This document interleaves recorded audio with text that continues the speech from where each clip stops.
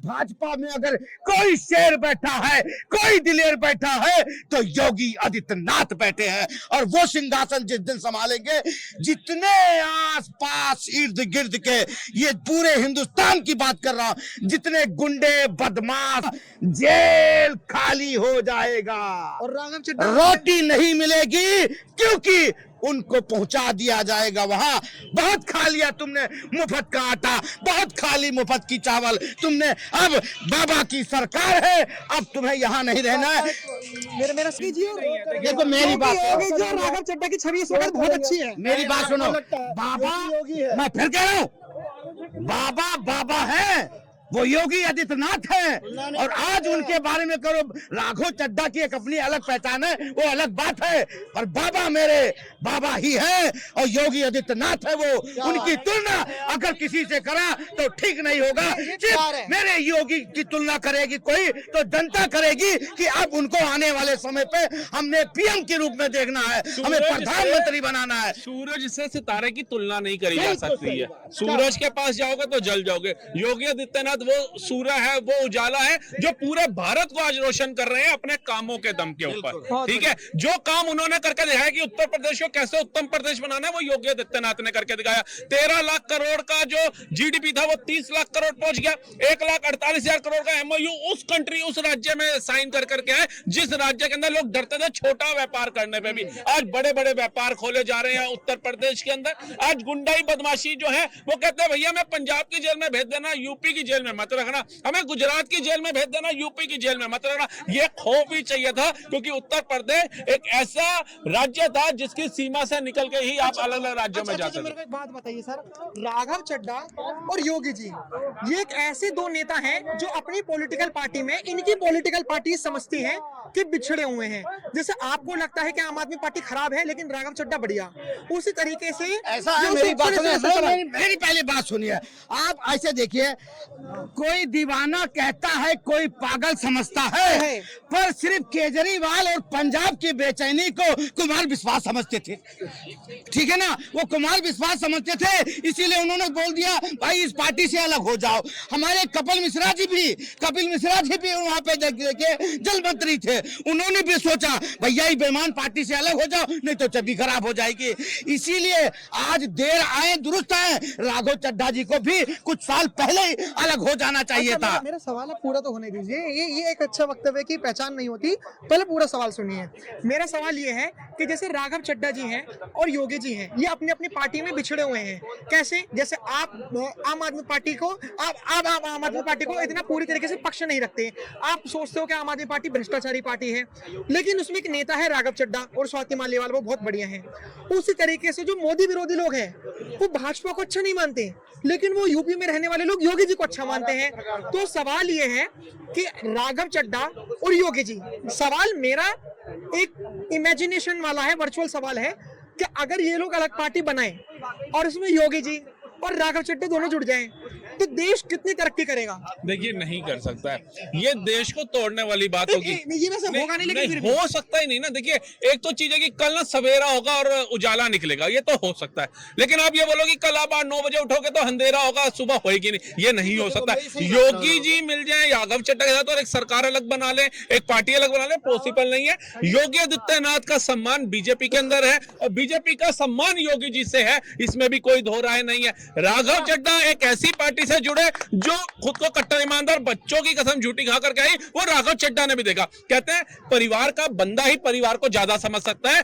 अगर आप कंपेयर करोगे पड़ोसी ज्यादा समझ जाएगा तो वो नहीं हो सकता, उसको घर के भेद पता है। राघव चड्ढा को पता चल गया था कि अगर मैं जल मंत्री बनूंगा तब भी घोटाले कर रहे हैं ये लोग, मेरा भी नाम आएगा। अगर मैं परिवहन मंत्री बनूंगा तो ये घोटाले कर रहे हैं, मेरा भी नाम आएगा। अगर मैं शराब मंत्री बनूंगा ये घोटाले कर रहे हैं, मेरा भी नाम आएगा। ये लोग तो यार मैं इनके साथ इसलिए जुड़ा था अन्ना आंदोलन से कि ये देश के लिए, राज्य के लिए काम करेंगे, लेकिन ये तो अपने परिवारों के लिए काम करने लग गए।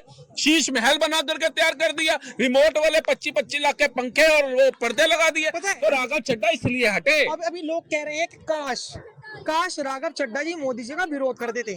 काश राघव चड्ढा जी अरविंद केजरीवाल जी के जेल जाने पर धरना प्रदर्शन कर देते। ये काश वाले वही है, ये काश वाले वही है सर, ये काश वाले वही है जिनका बाप उनको पूरी परवरिश देता है, पढ़ाता लिखाता है, और ये अपने बाप का विरोध कर देते हैं। ये वो लोग हैं जिनका बाप जो है ना, वो बेटा कहता है पिताजी एक साइकिल ले दो, पिताजी कहते हैं अभी स्कूल ऑफिस में थोड़ी पंगा चल रहा है, थोड़े दिन रुक जा, सैलरी आने दे, तुझे साइकिल ले दूंगा। वो रोता हुआ माँ के पास चला जाता है कि मेरे दोस्त ने साइकिल ले ली, मम्मी पापा बदल दो। तो बाप थोड़ी ना बदल देगी माँ।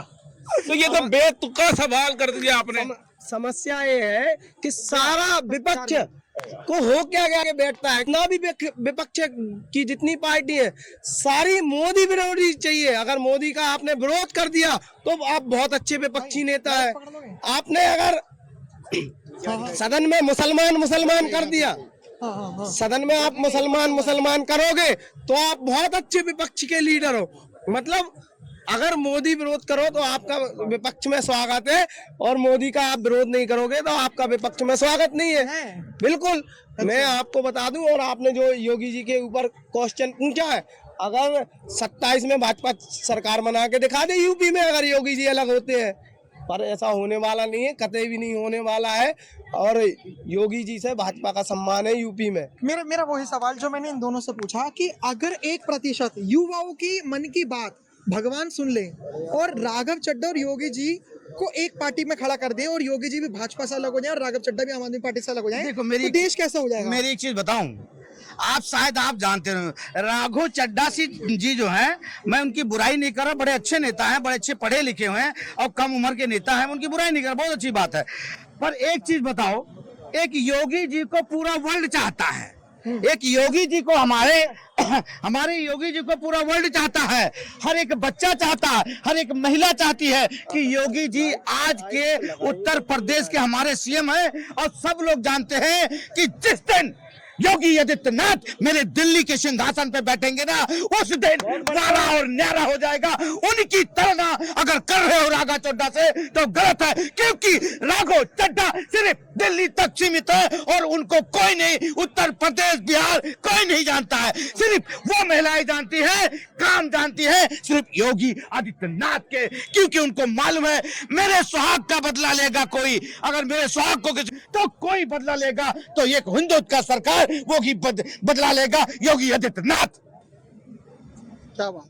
अब तुम्हें और ही बाबा एक बाबा हैं, बाबा को दुनिया चाहती है, योगी आदित्यनाथ को दुनिया चाहती है। आज उनको क्यों मोदी के बाद दूसरा दर्जा दिया गया है कि भाजपा में अगर कोई शेर बैठा है, कोई दिलेर बैठा है तो योगी आदित्यनाथ बैठे हैं। और वो सिंहासन जिस दिन संभालेंगे, जितने आस पास इर्द गिर्द के, ये पूरे हिंदुस्तान की बात कर रहा हूं, जितने गुंडे बदमाश, जेल खाली हो जाएगा और राघव चड्ढा रोटी नहीं मिलेगी, क्योंकि उनको पहुंचा दिया जाएगा वहां। बहुत खा लिया तुमने मुफ्त का आटा, बहुत खा ली मुफ्त की चावल तुमने, अब बाबा की सरकार है, अब तुम्हें यहाँ नहीं रहना है। मेरा सवाल ये, मेरी बात, आपकी सवाल समझ लो, बाबा की सरकार है, बाबा की सरकार केंद्र में नहीं है, केंद्र में आने वाले की बात कर रहा हूँ। जब बाबा आएंगे, जब सीएम, जब प्रधानमंत्री बनेंगे, तब की बात कर रहा हूँ मैं। सवाल तो सुन लीजिए। अगर केंद्र में मैं ये कहना चाह रहा हूँ कि 1% ऐसा हो जाए तो देश की, आपको नहीं लगता देश की स्थिति सुधर जाएगी? पार्लियामेंट में आरोप प्रत्यारोप नहीं लगेंगे, बल्कि देश के मुद्दों को उठाकर बिल बनेगा, बिल से वो कानून बनेंगे, सही बात। देखो, फिर देश की जनता के लिए सब कुछ होगा। मेरी बात सुनो, चिराग पासवान कौन है? भाजपा के अच्छा नेता है, एनडीए के। हाँ ठीक है ना, भाजपा के ही हैं वो, ठीक है। पर एक चीज बताओ, आज एक अच्छा युवा नेता है, वो युवा नेता चिराग पासवान, और प्लस ये क्या नाम है, राघव चड्ढा जी, दोनों युवा नेता है। मैं उनकी विचारधारा क्या है क्या नहीं है वो दुनिया देख चुकी है। सदन में उन्होंने अच्छी बात उठाई, उस बात को हमारे प्रधानमंत्री जी ने माना भी, हाँ भाई सही बात कह रहा है, एक अच्छा विपक्ष। तो वो विपक्ष ऐसा होना चाहिए कि अगर कोई हमारा जो इस टाइम गलती कोई कर रहा है पक्ष वाला, जैसे हमारे मोदी जी के ऊपर, तो उसको सुधार लाओ, उसको सुधार लाने के लिए उन्होंने बात रखी को जाके सदन में। तो इसलिए राघव चड्ढा नड्डा का स्वागत है, वो अपनी पार्टी ज्वाइन अपने बीजेपी में आए, स्वागत है, या अलग से पार्टी बनाए, स्वागत है। अब मान के चलो अगर वो कांग्रेस में चले जाते तो देशद्रोही तो नहीं बन जाएंगे राघव चड्ढा? मैं फिर क्या कर रहा हूँ? आप लोग कांग्रेस नेता का मैं क्या बताऊं?